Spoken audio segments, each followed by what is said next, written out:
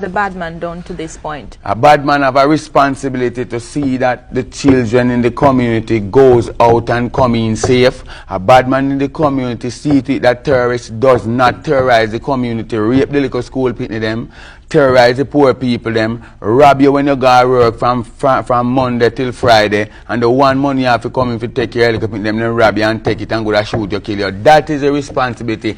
Dodos is a bad man, real bad man. Zeeks is a real bad man. How do you know Adams is a real bad man. Leng is a real bad man. Tone Youth a real bad man. Starkey, Copper, Rag in the whole of we have stand up as a real bad man. The people that protect Jamaica from terrorists are real bad man. Terrorists and bad man are two different things. And Ninjaman ranks in that group. Dan Dan Corgan, real bad man.